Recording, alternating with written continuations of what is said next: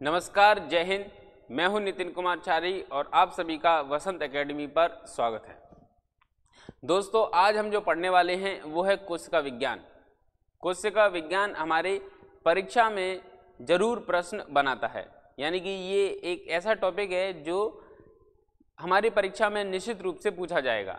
चाहे हम व्यापम लेवल की कोई भी परीक्षा दे रहे हैं, जैसे कि पटवारी, आजकल उसकी परीक्षाओं की तैयारी बहुत जोरों शोरों पे है, तो उसके लिए भी आपको आज के इस लेक्चर से बहुत हेल्प मिलने वाली है। साथ ही साथ यदि हम पीएससी की परीक्षा देते हैं, फिर वो मुख्य परीक्षा ही हो या प्रारंभिक परीक्षा, दोनों में यहाँ से संबंधित प्रश्न हमेशा देखे जाते हैं। ठीक है, इस लेक्चर को पढ़ने के पहले हम इसमें कौन कौन से टॉपिक कवर करने वाले हैं उन पे चर्चा करेंगे। जैसे आज का जो हमारा लेक्चर है वो मुख्य रूप से इन दो चीज़ों से संबंधित होने वाला है। आज का जो हमारा लेक्चर होगा उसके अंतर्गत हम इन दो चीज़ों को पढ़ेंगे, वो है सामान्य परिचय, कोशिका का सामान्य परिचय और कोशिका का सिद्धांत। ठीक है, तो ये जो लेक्चर है उसके अंतर्गत हम इन दो चीज़ों को पढ़ने वाले हैं। इसके अलावा कोशिका विज्ञान से संबंधित हम किन किन मुद्दों पर चर्चा करेंगे जिससे हमारा कोशिका से संबंधित सारे जो चैप्टर है वो कवर हो जाएं। तो ऐसी स्थिति में दूसरा जो लेक्चर होगा वो कोशिका के प्रकार से संबंधित होगा, यानी दूसरे स्तर पर हम कोशिका के प्रकारों को पढ़ेंगे। तीसरा जो लेक्चर होगा उसके अंतर्गत हम जो कंप्लीट करेंगे वो होगा कोशिका की संरचना और कोशिका के कार्यों से संबंधित। ठीक है, कोशिका की संरचना और कोशिका के कार्य, ये जो लेक्चर होगा इसके अंतर्गत ये जो टॉपिक है इसके अंतर्गत 2 लेक्चर रिकॉर्ड किए जाएंगे, जिससे हम इस पूरे चैप्टर को अच्छे से कवर कर पाएँ। ठीक है, और जो हमारा 5वां लेक्चर है वो होगा आपके कोशिका विभाजन से संबंधित। कोशिका विभाजन क्या होता है, कोशिका विभाजन कितने प्रकार से होता है, कोशिका विभाजन में कौन कौन से चरण होते हैं, और ये सारे जो प्रश्न है परीक्षा में पूछ लिए जाते हैं। यानी कि कोशिका विज्ञान से संबंधित आपको 5 लेक्चर मिलने वाले हैं और 5 लेक्चर के अंतर्गत आपको कोशिका से संबंधित संपूर्ण जानकारी परीक्षा की दृष्टि से हो जाएगी। तो स्टार्ट करते हैं आज का अपना लेक्चर, जिसके अंतर्गत हम समझेंगे कोशिका विज्ञान के सामान्य परिचय को और कोशिका सिद्धांत को। सबसे पहले मैं आपसे दरख्वास्त करूंगा, यदि आपने अभी तक लेक्चर को सब्सक्राइब नहीं किया है तो चैनल को सब्सक्राइब करें, और यदि वीडियो पसंद आता है तो इसे लाइक और शेयर भी जरूर करें। ठीक है, तो आज का हमारा जो टॉपिक है वो है कोशिका का सामान्य परिचय। कोशिका का परिचय जब दिया जाता है तो सबसे पहले कोशिका के बारे में एक ही बात है जो सभी जगह सभी किताबों में लिखी होती है, और कोई भी व्यक्ति जब कोशिका के बारे में आपको पढ़ाता है तो ये बात जरूर बताता है। वही मैं भी बताऊंगा और शुरुआत वहीं से होगी कि कोशिका संपूर्ण जैविक जगत की या संपूर्ण जीव जगत की या किसी भी जीव के शरीर की प्राथमिक और मूलभूत इकाई होती है। कोशिका ही संपूर्ण जीव की संरचनात्मक और कार्यात्मक इकाई भी होती है। ये 2 बात आपको हमेशा याद रखनी है कि कोशिका क्या है, हमारे शरीर की संरचनात्मक और कार्यात्मक इकाई है। इस चीज को समझने का प्रयास करेंगे। जैसे आपको ये हाथ दिखाई दे रहा होगा, इस हाथ के अंदर क्या है, तमाम करोड़ों कोशिकाएं होंगी। ठीक है, अगर हमारी ये स्किन आपको दिखाई दे रही है तो इस स्किन की जो कोशिका होगी उस कोशिका की एक निश्चित संरचना होगी और उसका एक निश्चित कार्य होगा। ठीक है, इसी प्रकार से हमारे शरीर में पूरे जगह स्किन है और उस स्किन की एक समान संरचना होगी और एक समान ही कार्य होगा। यदि हमारे शरीर में लीवर है तो लीवर की संरचना स्किन की संरचना से अलग होगी और कार्य अलग होगा, लेकिन लीवर के अंदर पाई जाने वाली लगभग सभी कोशिकाएं एक जैसी संरचना और एक जैसे कार्य को कर रही होंगी। कहने का मतलब ये है कि जीवन की मूलभूत इकाई जो कोशिका है वो संरचनात्मक दृष्टि से और कार्यात्मक दृष्टि से किसी भी जीव की प्राथमिक इकाई भी होती है। ठीक है, अब इसके बारे में जो मूल बात है वो ये है कि भाई साहब इस कोशिका की खोज किसने की है, ये भी तो जान लेना बहुत जरूरी है। कोशिका का खोजकर्ता कौन है? तो कोशिका के खोजकर्ता के संबंध में यदि हम पढ़ना चाहें तो हमें एक नाम जो दिखाई देता है वो है रॉबर्ट हुक। रॉबर्ट हुक नाम का जो वैज्ञानिक था, इस वैज्ञानिक ने कोशिका की खोज की थी। कब की थी? तो 1665 में की थी। 1665 में रॉबर्ट हुक नाम के वैज्ञानिक ने कोशिका की खोज की थी। अब इन्होंने जो कोशिका की खोज की थी वो किस पर की थी, तो कॉर्क पर इन्होंने कोशिका की खोज की थी। जब इन्होंने कोशिका को देखा तो कोशिका मधुमक्खी के छत्ते के समान संरचना में दिखाई दे रही थी। किस संरचना में दिखाई दे रही थी? मधुमक्खी के छत्ते जैसी संरचना में दिखाई दे रही थी। इसलिए मधुमक्खी के छत्ते की जो संरचना थी वो छोटे छोटे कमरे के आकार की कुछ इस प्रकार से दिखाई दे रही थी, जैसा कि मैं बना रहा हूं। ठीक है, अब ये मधुमक्खी के ऐसे छत्ते उसको दिखाई दिए। जब दिखाई दिए तो इसी मधुमक्खी के छत्ते को उसने नाम दे दिया सेल। ठीक है, ये क्या है? अपने आप में ये सेल है। सेल का मतलब क्या होता है? सेल का मतलब होता है छोटा कमरा। छोटा कमरा यानी कि छोटा कमरा। ठीक है, जैसे कि आपने देखा होगा जब कोई अपराधी जेल में डाला जाता है तो उससे संबंधित यदि हम न्यूज़पेपर में न्यूज़ पढ़ते हैं तो हमें पता चलता है कि ये अपराधी को इतने नंबर के सेल में रखा गया, ये अपराधी को इतने नंबर के सेल में रखा गया। तो सेल का मतलब क्या होता है? सेल का मतलब होता है छोटा कमरा। और रॉबर्ट हुक ने ये छोटे छोटे कमरे देखे तो उसी को ही नाम दे दिया सेल। तो इस तरीके से सेल अर्थात कोशिका की खोज हुई। कोशिका की खोज किसने की? तो हमें बताना है कि रॉबर्ट हुक ने की। कब की? तो 1665 में की। और जब ये कोशिका को देखा तो कोशिका कैसी दिख रही है? मधुमक्खी के छत्ते जैसे, मधुमक्खी के छत्ते के आकार की वो दिखाई दे रही है और उसके अंदर जो छोटे छोटे कमरे दिख रहे हैं उसको उन्होंने नाम दे दिया सेल। इस प्रकार से सेल यानी कि कोशिका की खोज हुई। कोशिका की जब खोज हुई थी तो रॉबर्ट हुक ने जिस कोशिका को खोजी वो कोशिका मृत कोशिका थी, यानी कि इसके अंदर जीवित गतिविधियां नहीं चल रही थी। अर्थात ये मृत कोशिका होने के बाद एक प्रश्न और उठा देती है कि जीवित कोशिका की खोज किसने की। जब आपको ये पता चल जाता है कि ये जो कोशिका है मृत कोशिका है तो ये निश्चित बात हो जाती है कि भैया जीवित कोशिका की खोज भी किसी न किसी ने की होगी। तो जीवित कोशिका की जिसने खोज की है उसका नाम है ल्यूवेनहॉक। क्या नाम है? ल्यूवेनहॉक। तो इस ल्यूवेनहॉक नाम के वैज्ञानिक ने जीवित कोशिका की खोज की है। और कब की है? तो 1674 में। ठीक है, लगभग 9 वर्ष बाद इन्होंने इस जीवित कोशिका को खोज निकाला। जब इन्होंने जीवित कोशिका की खोज की तो धीरे धीरे कोशिका विज्ञान से संबंधित अन्य चीजें सामने आने लगी। ठीक है, इसको समझने के साथ साथ एक चीज और समझ लेते हैं कि ये जो ल्यूवेनहॉक है ये वो वैज्ञानिक है जिसने आपके जीवाणु की भी खोज की है। यानी कि जीवाणु के खोजकर्ता के बारे में यदि पूछा जाए तो आप ल्यूवेनहॉक का नाम लगाएंगे। और ल्यूवेनहॉक ने जीवाणु की खोज लगभग 1686 में की है। कुछ किताबों में आपको इसका आंसर 1683 भी मिलेगा। तो परीक्षा में जो दिख जाए आपको 83 या 86 वो एक टिक कर देना। ठीक है, तो कोशिका क्या है? जीवन की मूलभूत और संरचनात्मक इकाई है। ठीक है, कोशिका क्या है? शरीर की फंडामेंटल प्राथमिक इकाई है। कोशिका क्या है? जीवन की संरचनात्मक और कार्यात्मक इकाई है। ठीक है, कोशिका की खोज किसने की? तो रॉबर्ट हुक ने की। कब की? तो 1665 में की।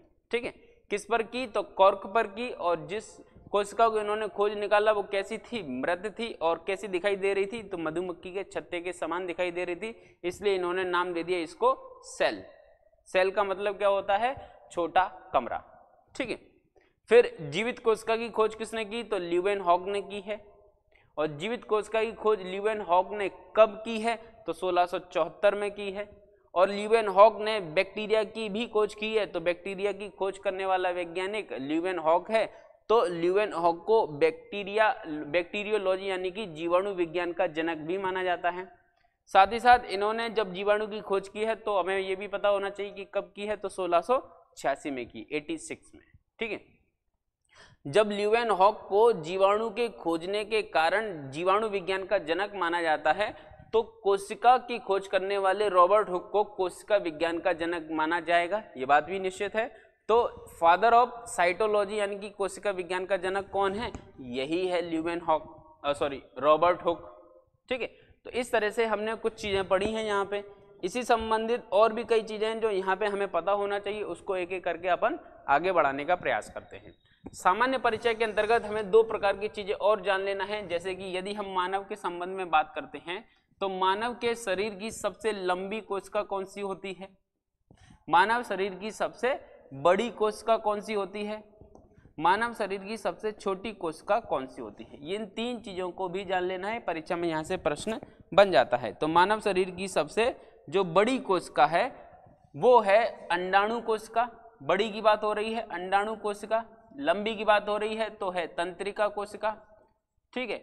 और अगर छोटी की बात होगी तो है वो है आपकी शुक्राणु कोशिका, ठीक है। इन 3 चीजों को आपको याद रख लेना है कि मानव शरीर की सबसे लंबी कोशिका होती है तंत्रिका कोशिका, मानव शरीर की सबसे बड़ी कोशिका होती है तो अंडाणु कोशिका, मानव शरीर की सबसे छोटी कोशिका होती है तो शुक्राणु कोशिका, ठीक है। ये मानव के शरीर में पाई जाने वाली 3 कोशिकाएं परीक्षा में भी पूछी जाती हैं। यदि ओवरऑल पूछा जाए सभी जीवों में, है ना, सभी जीवों के अंतर्गत पूछा जाए कि सभी जीवों में देखने पे हमें सबसे बड़ी जो कोशिका है वो कौन सी दिखाई देती है और सबसे छोटी जो कोशिका है वो कौन सी दिखाई देती है, यानी कि सभी जीवों में, हम हैं और भी कई जीव हैं, तो इन सभी जीवों के अंदर अगर ये देखा जाए तो सबसे बड़ी कोशिका कौन सी है, तो हमें पता चलेगा कि सबसे बड़ी जो कोशिका है वो शुतुरमुर्ग के अंडे की है, ठीक है। शुतुरमुर्ग की कोशिका सबसे बड़ी कोशिका नहीं है, विश्व में पाए जाने वाले समस्त जीवधारियों में सबसे बड़ी जो कोशिका है वो शुतुरमुर्ग के अंडे की कोशिका है। ये शुतुरमुर्ग का जो अंडा है, अंडे की कोशिका सबसे बड़ी कोशिका होती है, ठीक है। और सबसे छोटी कोशिका जो है वो माइकोप्लाज्मा की होती है। माइकोप्लाज्मा एक प्रकार का बैक्टीरिया है, माइकोप्लाज्मा इसका पूरा नाम है माइकोप्लाज्मा गैलीसेप्टिकमा, और इसको हम पीपीएलओ भी कहते हैं। पीपीएलओ इसका शॉर्ट या हम ये कहें प्यार से इसको नाम रखा गया है पीपीएलओ, ठीक है। तो मानव शरीर के अंदर कोशिकाएं जब पूछी जाएंगी तो अलग आंसर लगेगा, ओवरऑल पूछी जाएगी तो अलग आंसर लगेगा। तो ये थी आपकी कोशिका विज्ञान से संबंधित सामान्य जानकारी, ठीक है। तो आपको यहाँ पर पता चला होगा कि कोशिका क्या है, कोशिका के अंतर्गत कौन कौन सी चीजें पाई जाती हैं, ठीक है। अब इसके बाद हम जानेंगे कोशिका सिद्धांत, जो कि आज के हमारे लेक्चर का दूसरा भाग है, कोशिका सिद्धांत। कोशिका सिद्धांत क्या कहना चाहता है और कोशिका सिद्धांत किस वैज्ञानिक के द्वारा दिया गया है, इन चीजों को भी समझ लें। आमतौर पे ज्यादातर हम जो परीक्षा में किताबों में नाम देखते हैं तो हमें पता चलता है कि कोशिका जो सिद्धांत है वो 2 वैज्ञानिकों ने दिया, बल्कि ऐसा नहीं है। कोशिका सिद्धांत को देने वाले वैज्ञानिकों में 3 वैज्ञानिकों का नाम शामिल है, ठीक है। कोशिका सिद्धांत से संबंधित कितने वैज्ञानिक हैं? 3 वैज्ञानिक हैं। पहला वैज्ञानिक है स्लाइडेन, कौन सा है? स्लाइडेन, और दूसरा है स्वान, और तीसरा है आपका रुडोल्फ। तीसरे वैज्ञानिक का क्या नाम है? रुडोल्फ विरकोव।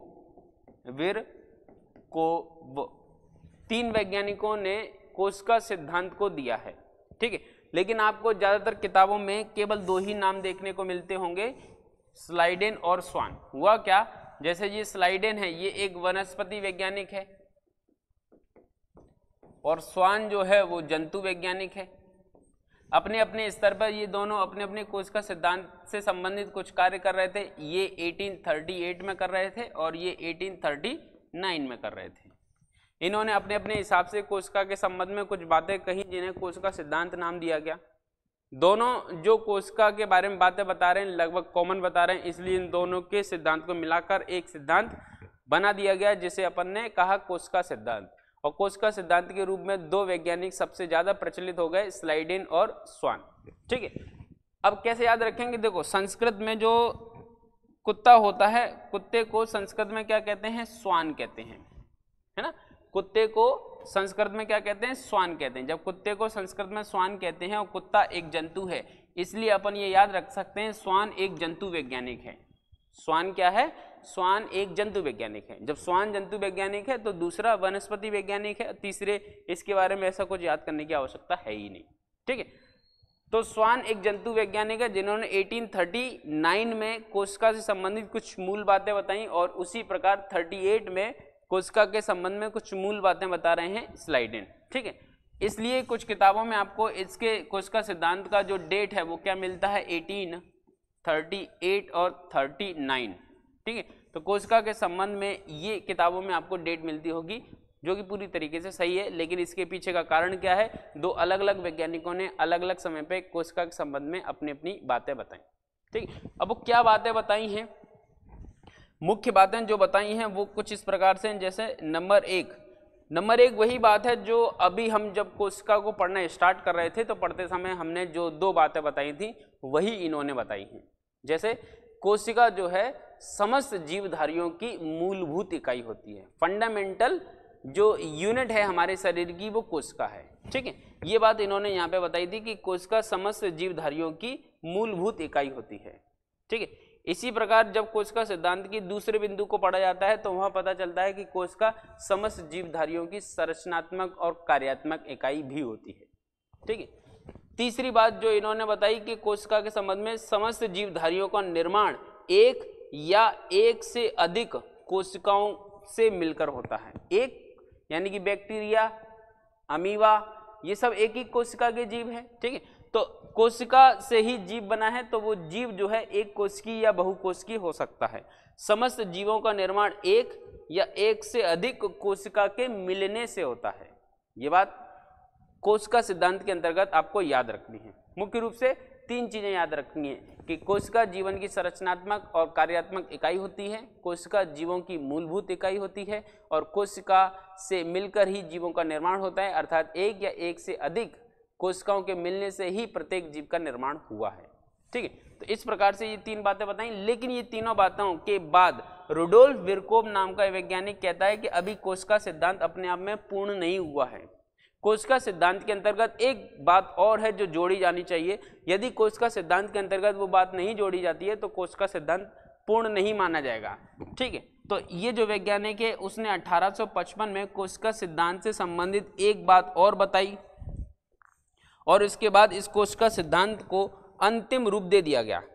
कोशिका सिद्धांत को अंतिम रूप देने का जो कार्य है वो किसने किया है, वो रुडोल्फ विरकोव के द्वारा किया गया है, जिसने एक कोशिका सिद्धांत के अंतर्गत एक नए फैक्ट को बताने का प्रयास किया और वो क्या है कि प्रत्येक नई कोशिका का जो निर्माण है, नई कोशिका जो होगी, प्रत्येक नई कोशिका का जो निर्माण है अपनी पूर्व कोशिका के विभाजन के बाद होता है। अपनी पूर्व कोशिका के अंदर जो विभाजन होगा उस विभाजन के बाद नई कोशिका बनेगी और इस प्रकार से ये कोशिका सिद्धांत हो जाता है पूर्ण। तो आपको यदि मेंस में लिखने को आएगा तो आप यही 4 बिंदु लिखेंगे। लिखने का तरीका क्या होगा उसको भी समझ लेते हैं। जैसे कोशिका सिद्धांत आपको लिखना है, कोशिका सिद्धांत, तो सबसे पहले इसके परिचय को लिखेंगे। परिचय क्या लिखेंगे अपन, कोशिका सिद्धांत कोशिका के मूल गुणों को व्यक्त करता है। कोशिका सिद्धांत वाकई में अगर अपन देखें तो कोशिका सिद्धांत क्या बताना चाह रहा है, कोशिका के मूल गुणों को बताना चाह रहा है। तो पहले एक लाइन लिखेंगे, कोशिका सिद्धांत कोशिका के मूल गुणों को व्यक्त करता है, इतनी सी बात लिख दी अपन ने। फिर उसके बाद लिखेंगे कोशिका सिद्धांत के समर्थक, कोशिका सिद्धांत के समर्थक। तो कोशिका सिद्धांत को देने वाले या कोशिका सिद्धांत का समर्थन करने वाले 3 वैज्ञानिक थे। नंबर 1 स्लाइडेन, ठीक है, नंबर 2 स्वान और नंबर 3 रुडोल्फ विरकोव,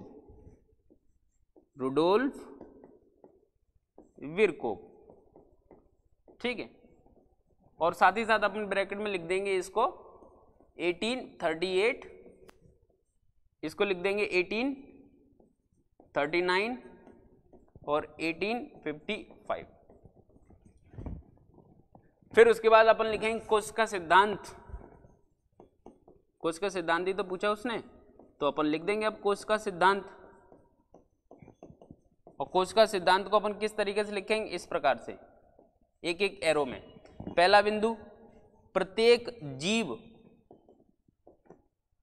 की संरचनात्मक और कार्यात्मक इकाई कोशिका होती है। प्रत्येक जीव की संरचनात्मक और कार्यात्मक इकाई कोशिका होती है। दूसरा बिंदु, प्रत्येक जीव एक या एक से अधिक कोशिका से मिलकर बनी होती है, ठीक है। दूसरा बिंदु, प्रत्येक जीव की नई कोशिका का निर्माण अपनी पूर्व कोशिका के विभाजन से होता है। ठीक है, फिर इतना लिखने के बाद अपन क्या करेंगे, निष्कर्ष। इतना लिखने के बाद अपन निष्कर्ष देंगे। ठीक है, निष्कर्ष में क्या लिखेंगे, निष्कर्ष में लिखेंगे निष्कर्षतः प्रत्येक जीव कोशिका से बना होता है और विषाणु इस कोशिका सिद्धांत का पालन नहीं करता। कोशिका सिद्धांत का पालन नहीं करता। तो इस तरीके से आपके मुख्य परीक्षा में यदि 5 नंबर में प्रश्न पूछा जाएगा तो आप ये फॉर्मेट के साथ लिखेंगे। इस फॉर्मेट के अंतर्गत आपको एक परिचय पे नंबर मिल जाएगा, 1 नंबर आपको इसके इन वैज्ञानिकों के बारे में जो आप जानकारी दे रहे हो तो यहां से आपको व्यवस्थित जो डाटा लिखा हुआ उससे 1 नंबर यहां मिल जाएगा। ठीक है, ज्यादा से ज्यादा यहां पे आपको ऐसा व्यवस्थित लिख दिया गया तो 2 नंबर निश्चित मिल जाएंगे, यानी कि आपके 4 नंबर की जो स्थिति है वो परिपूर्ण हो जाएगी। 5 नंबर का प्रश्न आएगा और 5 नंबर में से आप 4 नंबर प्राप्त करने की स्थिति में आ जाएंगे। निष्कर्ष लिख दिया है तो सोने पे सुहागा हो जाएगा और ऐसी स्थिति में 4.5 भी मिल सकते हैं और नहीं भी मिलेंगे तो 4 तो वो निश्चित रूप से देगा। और यदि अदर एग्जाम की बात करें, जैसे प्रारंभिक परीक्षा की बात करें या किसी भी व्यापम के लेवल की परीक्षा की बात की जाएगी तो वहां पे आपको क्या पूछा जाएगा, कोशिका सिद्धांत किसने दिया, स्लाइडेन स्वान और रुडोल्फ विरकोव। रुडोल्फ या ये पूछा जाए कि कोशिका सिद्धांत को अंतिम रूप किसने दिया, तो रुडोल्फ विरकोव ने दिया। कोशिका सिद्धांत से संबंधित वैज्ञानिक है और नहीं है, तो ये 3 है, बाकी के कोई भी नहीं है। कोशिका सिद्धांत के बारे में सत्य कथन को छांटिए या असत्य कथन को छांटिए, तो ये 3 या एक और बताया था जो ये था कि कोशिका प्रत्येक जीव की मूलभूत इकाई है। तो ऐसी स्थिति में ये 4 जो फैक्ट हैं, जो तथ्य हैं, वो कोशिका विज्ञान से संबंधित हैं। निम्नलिखित में से कौन कोशिका सिद्धांत का पालन नहीं करता, तो विषाणु नहीं करता। ठीक है, तो ये जो फैक्ट हैं जो डायरेक्टली परीक्षा में ऑब्जेक्टिव एग्जाम में पूछ लिए जाएंगे और इनको व्यवस्थित रूप में लिख दोगे तो मुख्य परीक्षा में इससे संबंधित आपका आंसर बेहतर हो जाएगा। ठीक है, साथ ही साथ आपको इससे संबंधित ये फैक्ट भी याद कर लेने हैं। ठीक है, क्या बताना चाह रहे हैं यहाँ पे कि कोशिका की खोज रॉबर्ट हुक ने की है, कॉर्क पर की है, मधुमक्खी के छत्ते जैसी थी, मृत कोशिका थी और जो छोटे छोटे कमरे जैसे दिखाई दे रहे थे इसलिए इसको नाम दे दिया सेल। ठीक है, जीवित कोशिका की खोज लीवेनहॉक ने की है, 1674 में की है। इन्होंने बैक्टीरिया की खोज की है, 86 में की है। इसी कारण इसको फादर ऑफ बैक्टीरियोलॉजी कहते हैं। और कोशिका विज्ञान का जनक यानी फादर ऑफ साइटोलॉजी किसे कहा जाता है, तो वो कहा जाता है आपके रॉबर्ट हुक को। यहाँ पे आपका जो लेक्चर है वो कंप्लीट हो जाता है।